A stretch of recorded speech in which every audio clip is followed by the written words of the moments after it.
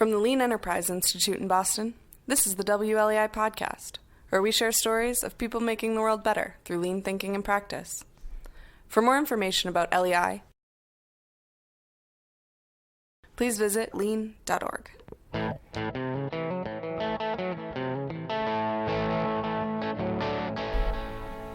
Today, I am fortunate to be joined by Dr. Pat Greco, an educator and leader with 38 years of experience in education.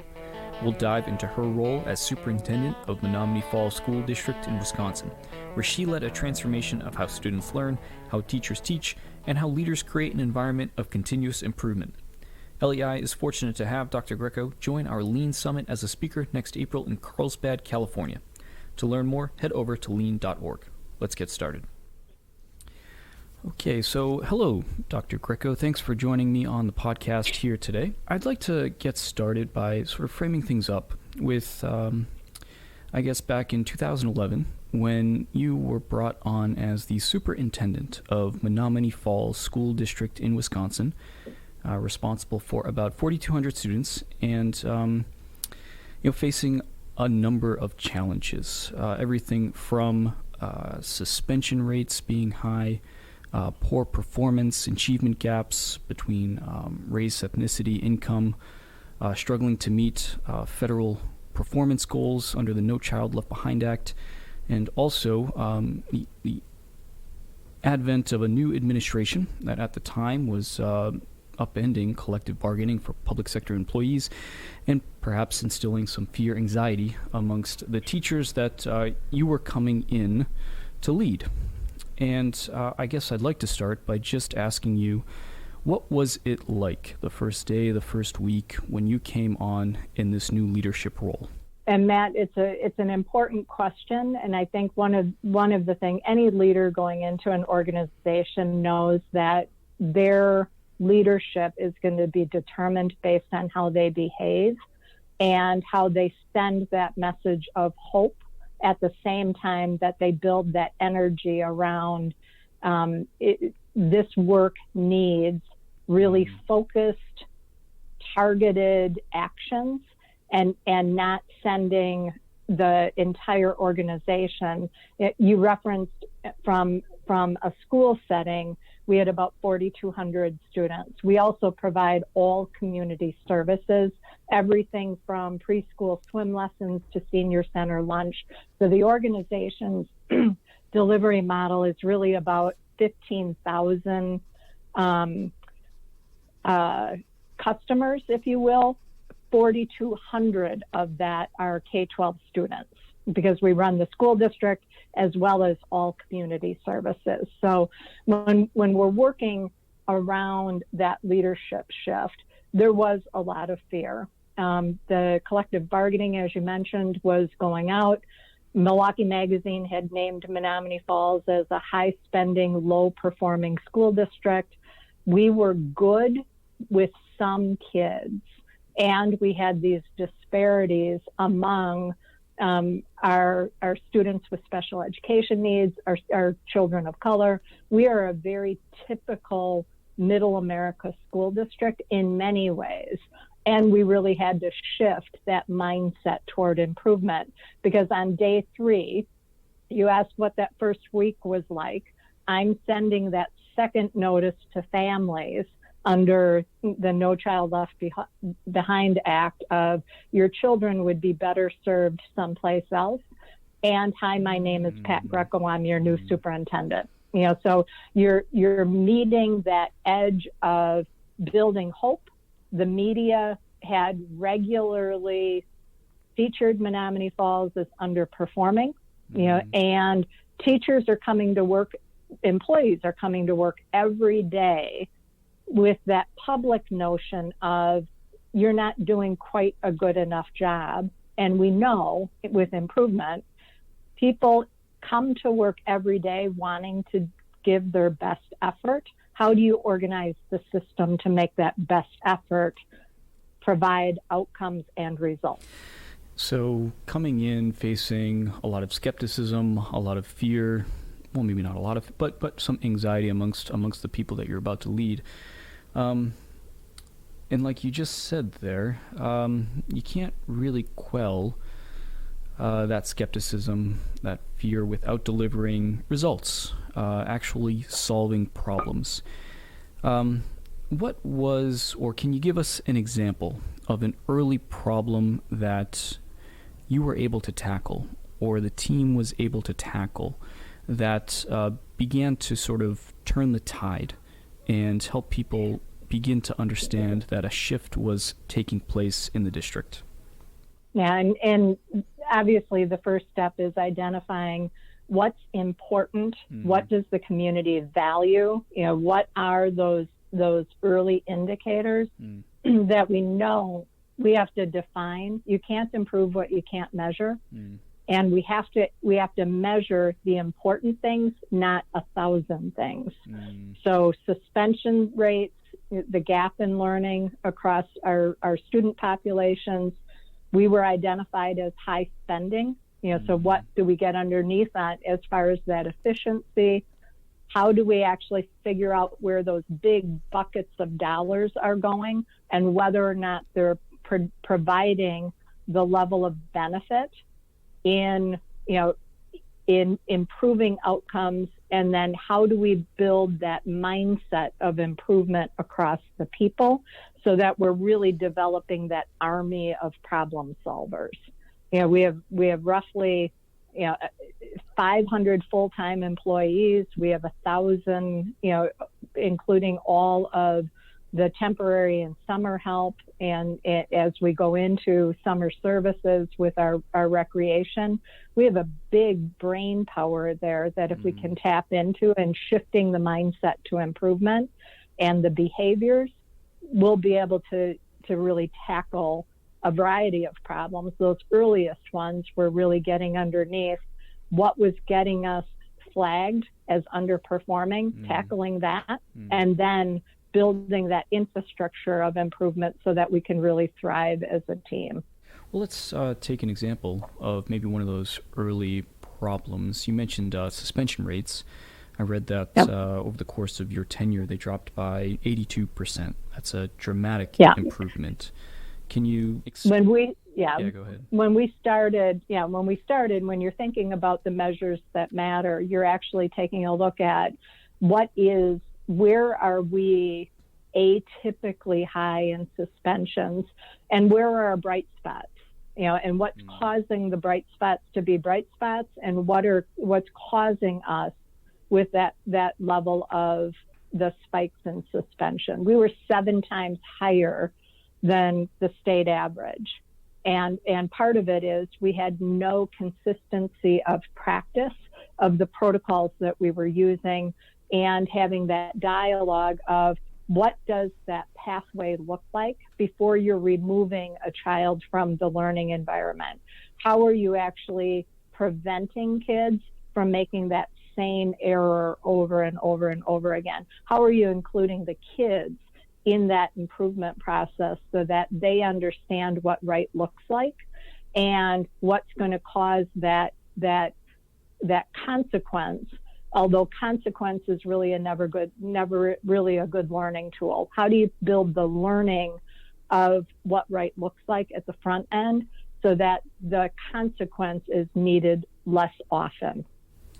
So that process of engaging with students, this totally fascinated me. Not just in the context of what you just described in terms of student behavior and suspension, but more importantly around learning.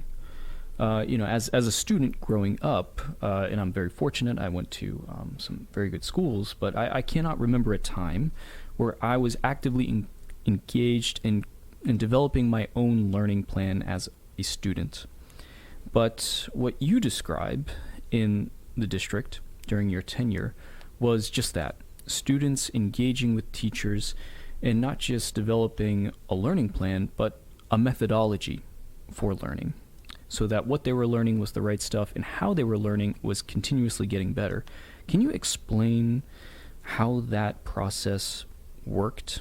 Right. And when you think about what we know about effective team behavior, you want group norms, you want a clear direction, You want clear outcomes of what that team is supposed to accomplish.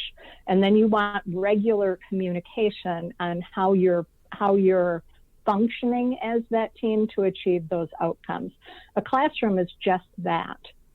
So when you think about building that improvement cycle within the classroom, you want the goals in student language. You want to develop that class commitment and the mission statement of how we're going to work and learn together to be visible and evident and have the students engaged in creating that.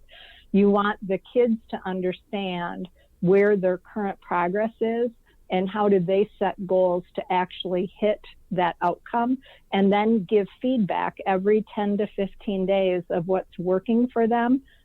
Doing a plus delta. This is really helping me. When we do this, I'm more confused. So if you can help me get through that, I'll have a better ability to hit the expectations for me. Not every child is cut from the same cloth, and we know that. We've got some kids who are really strong early readers, some kids that reading is not natural for them in that early process, but having them actually identify where some of their barriers are, where their confusions, will actually help set that process of having the teachers know that and then shifting that next cycle of learning based on that. Having kids be really clear on whether or not they're growing and where that expected performance is. Because you've got kids on the higher end that may get an A, but really they could do much higher level of thinking because they're at that skill level. So the improvement process is really, when we think about a plan, do, study, act, it's a natural condition matched with team behavior and what we know about how effective teams thrive with communication and benchmarking and really having clear dialogue around that strategy and execution. So you're really creating effective team behavior within each classroom. So practically speaking, were I a student in a classroom at Menomonee Falls School, and I'm meeting with my teacher about once a week or once every other week, and I'm engaging with him or her about, hey, I'm struggling with algebra, and the way it's being explained on the chalkboard is not quite clicking with me.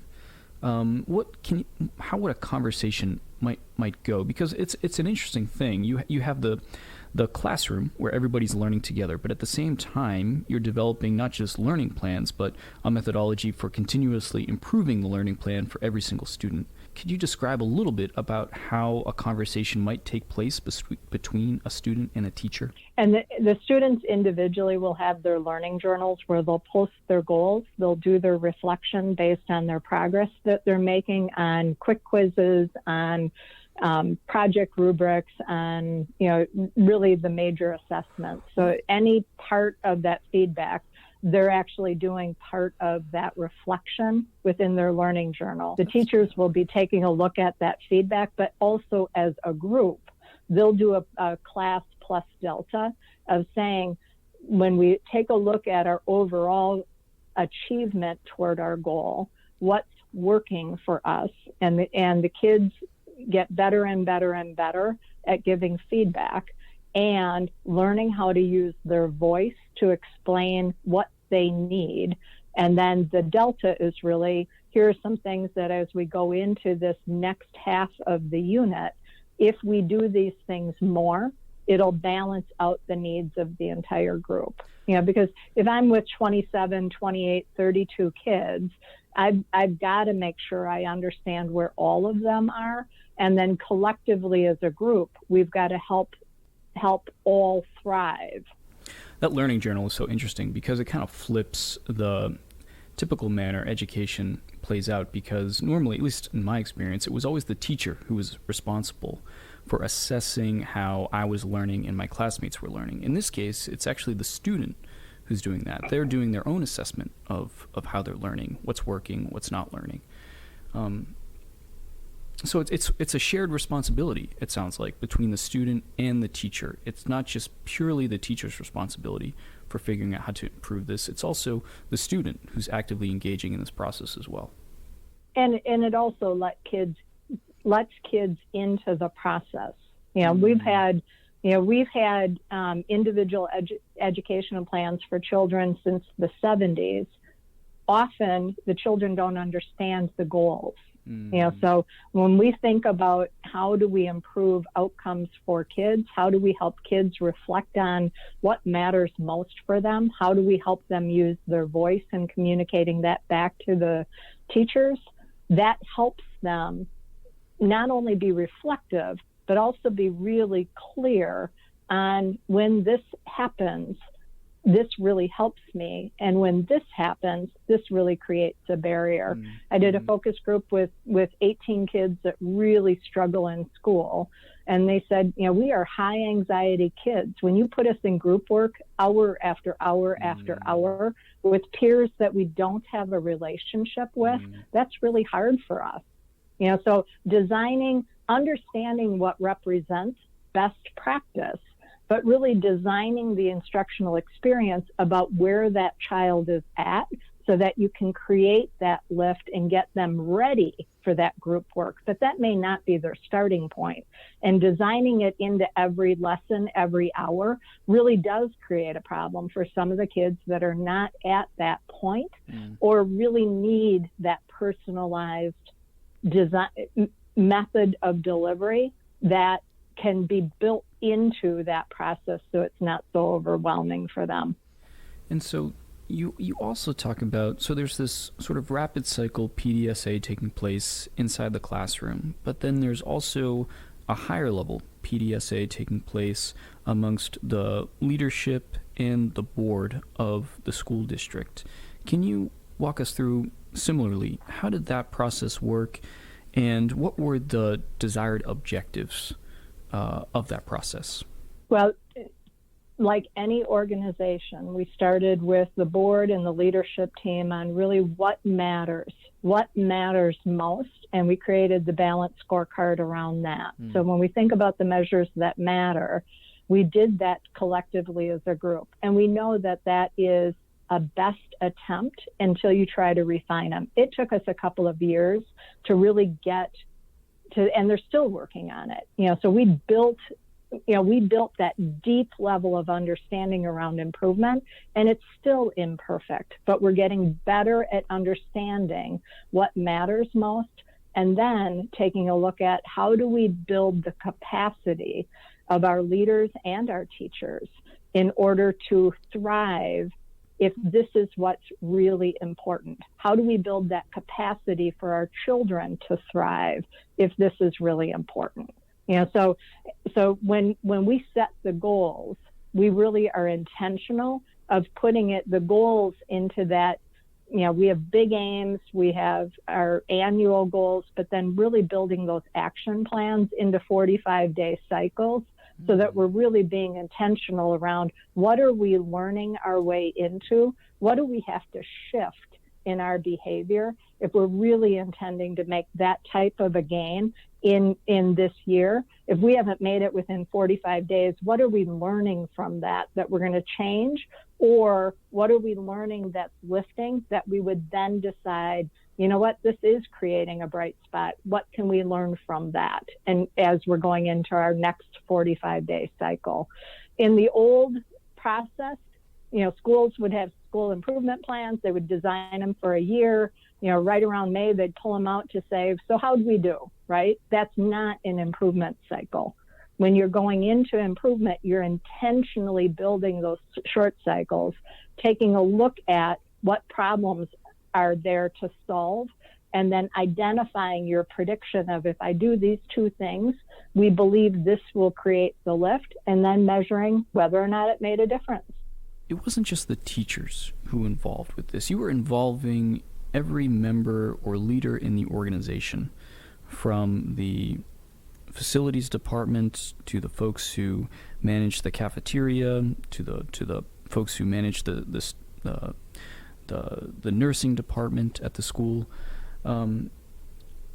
how are they engaged in that process of learning and improving that you just described?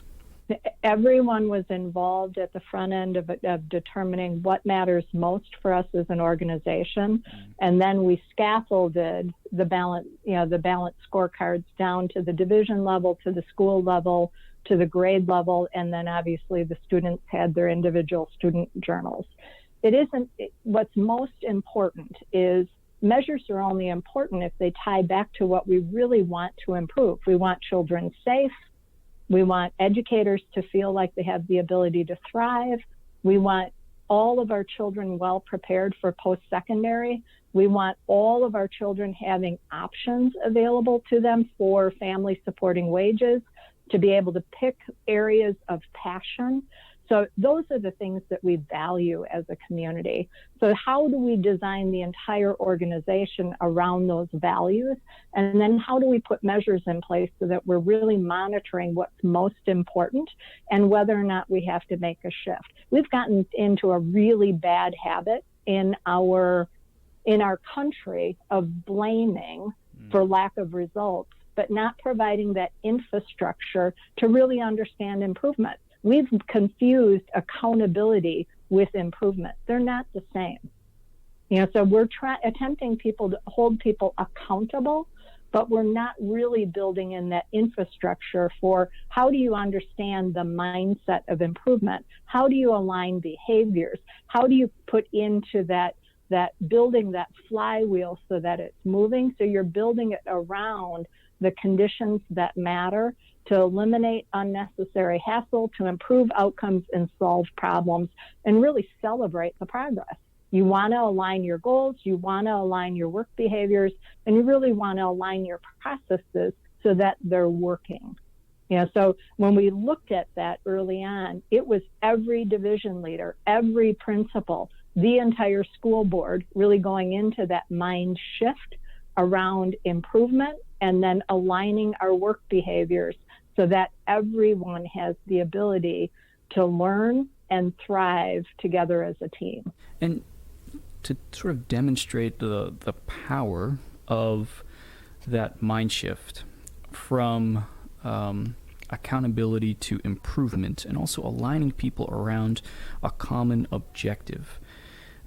You talked about this case of nurses and facilities people working together to improve. I guess in this case it was during flu season, and students were absent because they were getting sick, and nurses and facilities people working together in service to helping students not get sick so that they could come to school.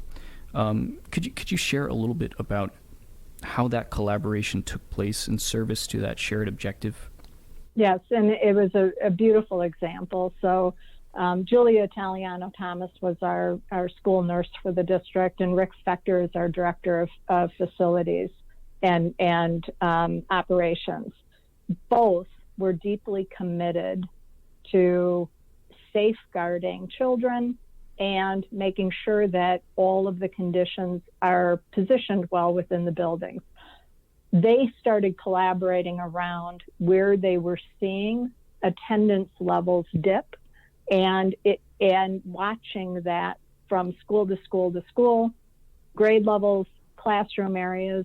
When they would see a spike in a challenge, and it particularly would come up during flu season, Rick would make sure that their custodials would shift their protocol from a light cleaning to a deep cleaning, so that automatically we didn't have to wait until a third of the building or 2/3 of the building was out ill.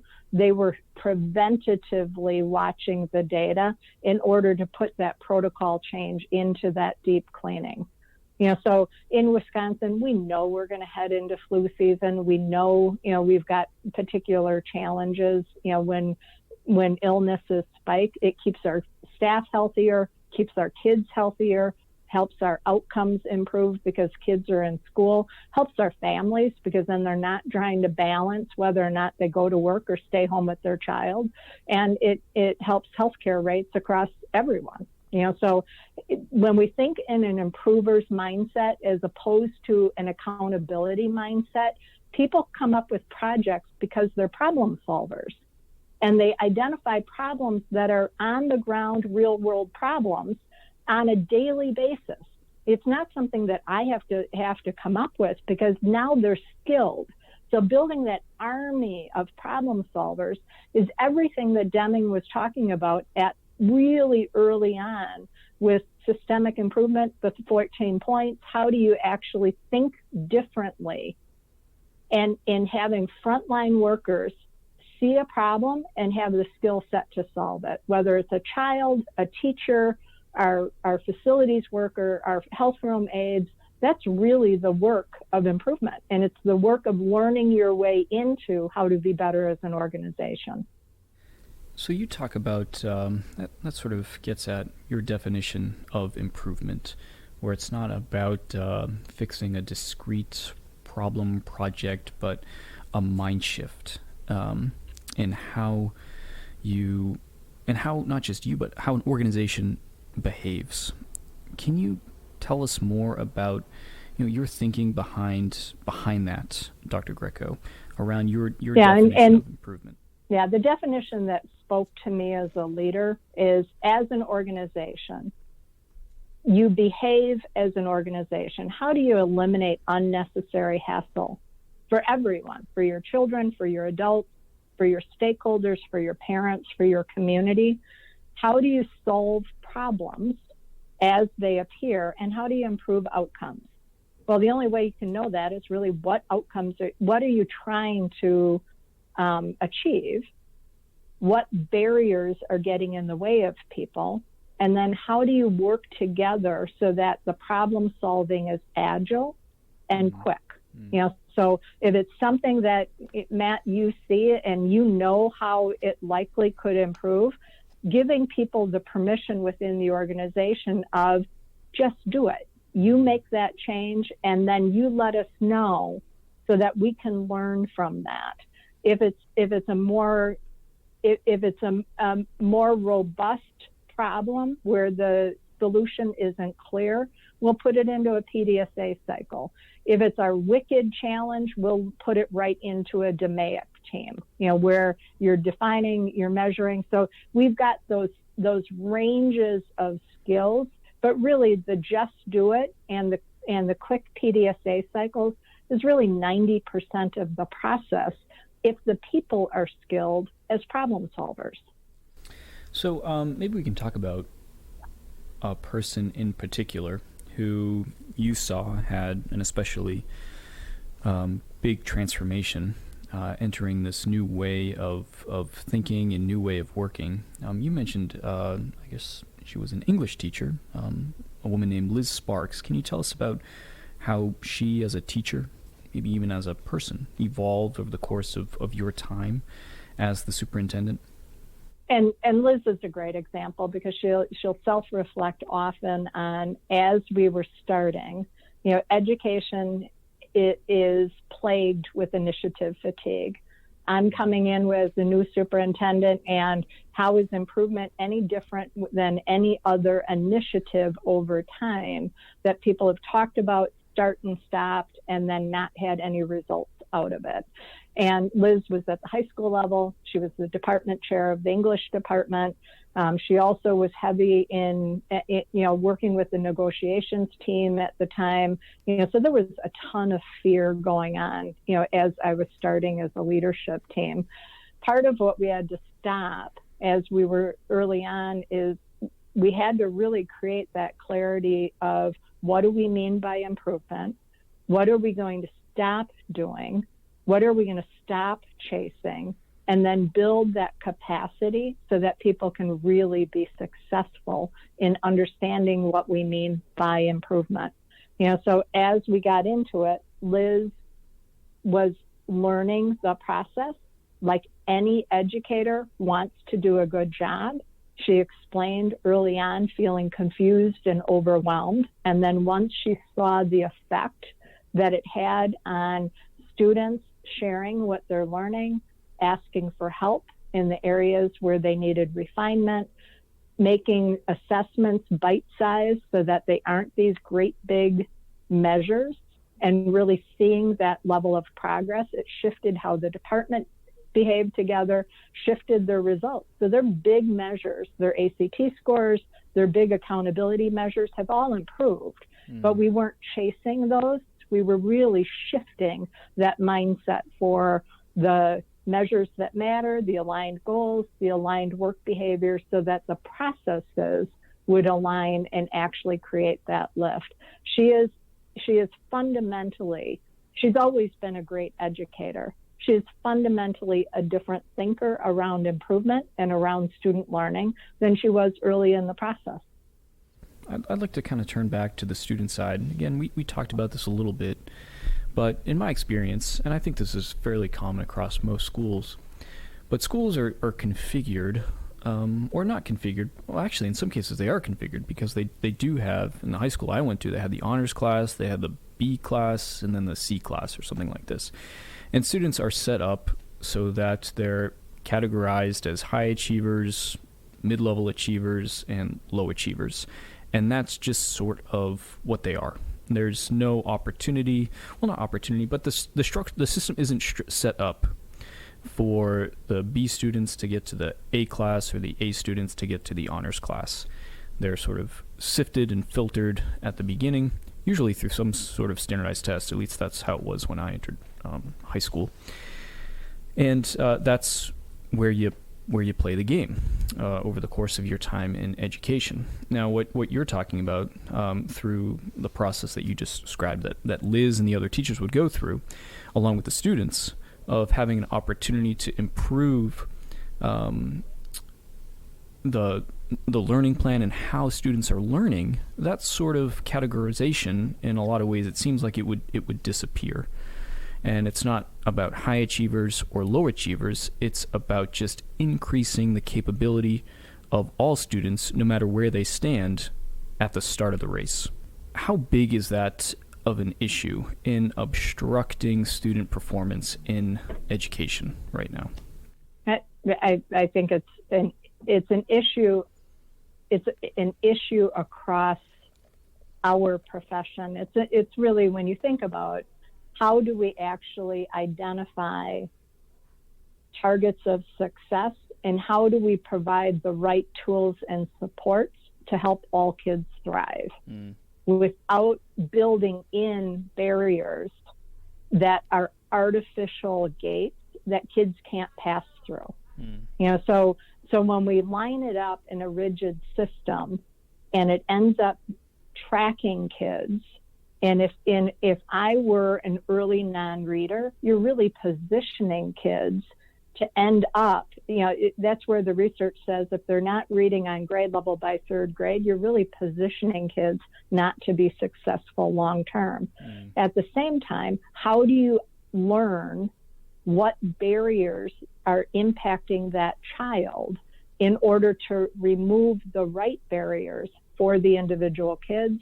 How do you provide that range of tools for the kids that are highly accelerated as well as the kids who are really struggling? And then how do we learn together as a profession for when these conditions happen, these protocols likely will get some of those barriers out of the way. I've learned a ton from healthcare around protocols that matter around care. We know hand washing majorly changes the spread of infection rates.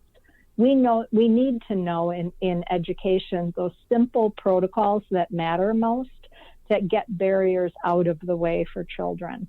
And we're just on the tipping point as a profession.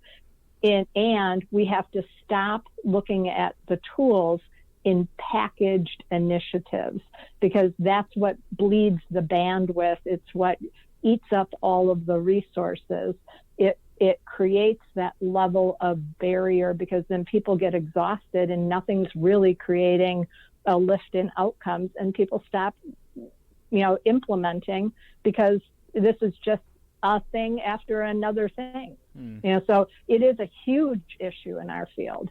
We also have to stop, I believe, over investing in great big heavy measures that can't be turned into improvement cycles. So these would so be things as like standardized test scores, or in right. Massachusetts we have MCAS.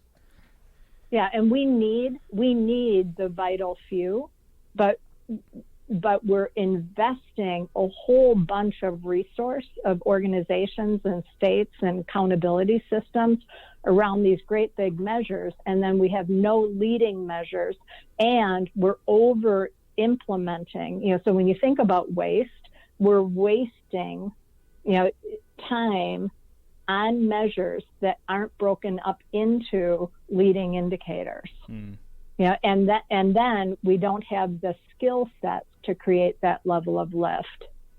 So don't get me wrong, I'm not anti-assessment. I'm pro improvement measures that are really going to create those short cycles of improvement. And in the technology is there right now.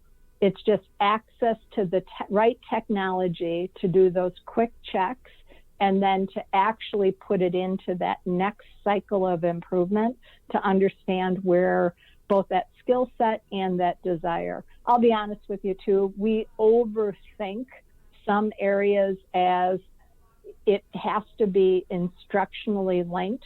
Some kids, we've seen huge gains just by including them in the dialogue, because kids shut down and are no longer engaged. It may not be a reading issue. They've just checked out. They may have the intellectual capacity to be successful, right. but they're just not interested in being part of. We have put barrier after barrier after barrier. We've left kids feeling like they're less capable. We've stopped expecting kids to be successful. So if we don't expect it, why would they? They look at our face and they can see whether or not we believe in them, right? So if kids have checked out, doesn't matter, quite frankly, what measure we're going to put in front of them. So in order for them to re-engage and thrive. So all to say, in that short cycle time period, we've had teachers working on progress with kids who have improved their attendance rate, improved their academic outcomes, and helped them feel like they were learners for the first time within a 45-day cycle. This is hard work, and it's intentional work, but it's really around that mindset of how do we help everyone get into that problem solving and that improver mindset, so that everyone keeps that sense of hope and keeps on working toward thriving.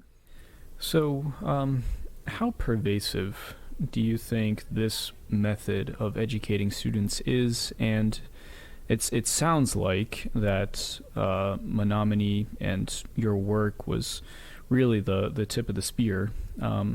But what do you think it will take for education, fairly slow-moving industry, to make this big change, this mind shift change that you're talking about?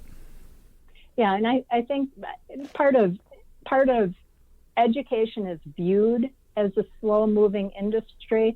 I think one of the things that I've learned over my 38-year career is we're not slow-moving. We're quick to hop onto that next title. We're slow to learn what really creates improvement at scale.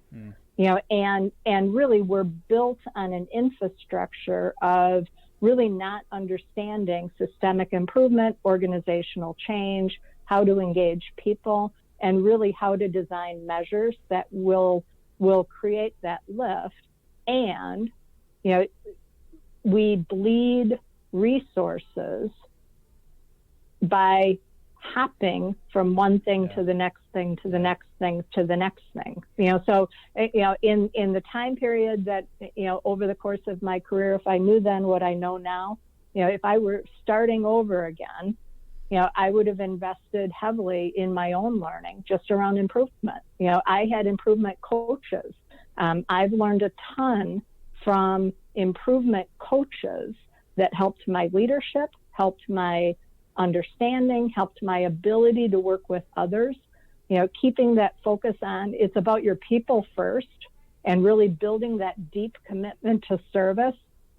And your results you're getting right now are really tied back to your current strategy and your execution. If you can understand that, you can improve your results.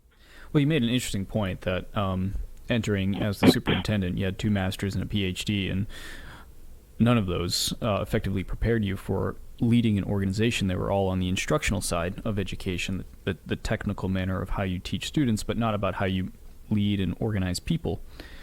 And a school, a hospital, again, you made this great point that those are often a community's largest organizations, and the people who are assigned to lead them often don't have the training. And I went to business school, and the scary thing there is they don't even teach management in business school. They teach finance, accounting, strategy, marketing, operations. They don't actually teach you a whole lot about how to actually manage people. In that point, Matt, in my PhD, I learned about finance, I learned about instruction, I learned about, methodology of research. Yeah. It's really that systemic backbone. I happened to pick how to make improvement stick at scale as the base of my question for my dissertation, which led me to Deming's work, right? There was not an example at that time of Deming's work in place in a school district. And it was just starting within that improvement methodology within healthcare. So when I say I've learned a ton, I've spent a career trying to cobble together where does this learning sit and how can I learn from it. So as we kind of come to a close here, just thinking back to the matter of the problem to solve, improving student outcomes in education. What is your next step toward solving this problem? I think the problem to solve is really how do you design organizational excellence at scale? And then how do you use an evidence-based leadership framework? How do you build that capacity within the people? How do you draw the attention of a profession to stop the chasing and really shift the attention to improvement? How do we help our policy leaders understand, that accountability does not equal improvement? And that's where I affectionately say when we have, when we have children born in crisis, they go into a neonatal intensive care unit. We would never label children in a high performing neonatal intensive care unit an F unit because they're struggling. But yet that's the conversation we have coast to coast around education. We have exceptionally committed people. We have to match that commitment with the skill set.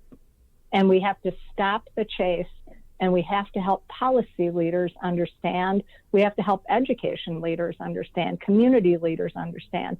It's really about building that capacity for evidence-based leadership at scale and building that coaching and support around the educational improvement. I believe it. I've seen it. I now have the good fortune of working nationally with organizations that, South Louisiana Community College 6 years ago was an underperforming community college that now was just put in the top 150 in the nation and is eligible for the Aspen because they put evidence-based leadership to work within their organization. That's the work of improvement.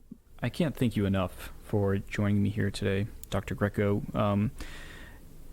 There are fewer problems more important to solve than the one that you're tackling. I look forward to hopefully seeing more examples like the one you just cited in Louisiana as students, as schools that are dramatically improving the results that they're providing to their students. So just thank you so much for joining us here, Dr. Greco, and thank you for also joining us at the summit in Carlsbad, which I guess will be in a few months in April. So I really look forward to meeting you in person. I'm looking forward to it. Yeah, that'll be great. I am too. Thank you so much, and looking forward to seeing you in April. Thank you.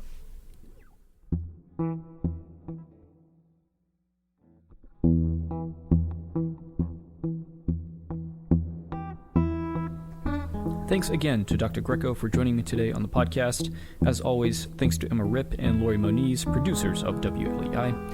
And thanks to you for listening. To learn more from Dr. Greco and other Lean leaders at LEI Summit, head over to lean.org/summit to register.